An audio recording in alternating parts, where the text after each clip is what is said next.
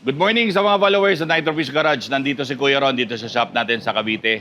So meron ho akong dumayong client ngayon from Mabini, Batangas. Isang Ford Everest na gusto nilang magpa full exhaust because they want to tune the car after.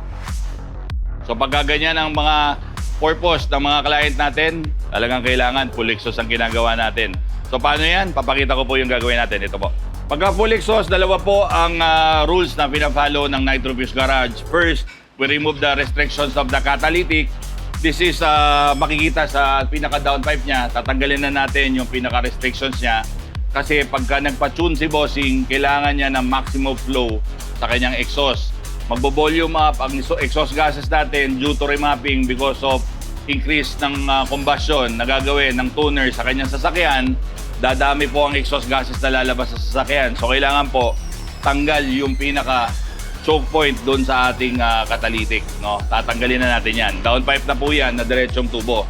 Pagdating dito sa baba, second na thing na ginagawa natin sa mga exhaust natin is we increase the pipe size diameter para po mas maganda rin ang flow ng ating sasakyan. Ang pipe size na gagamitin natin dito mas malaki na sa stock. Well, 2.5 yung gagamitin natin. Yun po yung intention ng may-ari. Dalawang pipe size ang ginagamit natin dito, 2.5 and 3, and then pinapipili ko po yung client with our guidance. So sabi ng mga bossing natin, they will still use 2.5 pipings dito sa kotse nila. Pagdating naman dito, ang ilalagay natin, Borla XS Pro Muffler, which is the muffler na pinaka-quiet natin pagdating sa mga nilalagay natin sa diesel. Ang gusto nila, very subtle sound lang, ayaw nila na maingay, so yun na ilalagay natin dito. And then siyempre, pagdating sa likod, at mag-exit tayo rito, maglalagay tayo ng Borla tip kasi siyempre, yun ang partner ng muffler na nilagay doon sa gitna. Mamimili pa sila bossing kung ano yung tip na ilalagay namin. So mamaya ko na lang ipapakita on the rest of the video. So, yan po ang project natin para sa araw na to. Panoorin po natin yung proseso.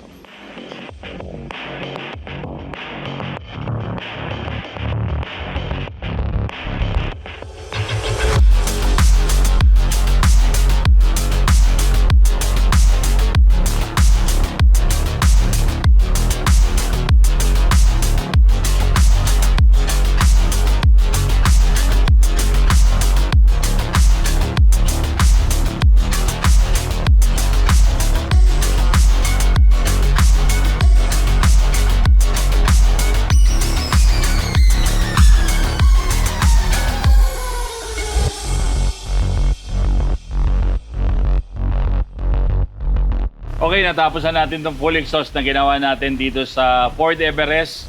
Again, katulad ng sabi ko kanina, tinanggal na natin yung restrictions ng catalytic. Downpipe na straight na tubo na lang ang ginawa natin. Tapos, I always use flexi pipe sa lahat ng ginagawa nating diesel engines kasi para to lessen out the vibration na pwedeng i-produce nung exhaust.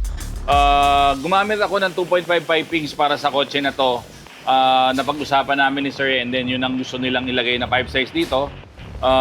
Sa muffler naman, sa components, ang nilagay natin, Borla XS Pro Muffler.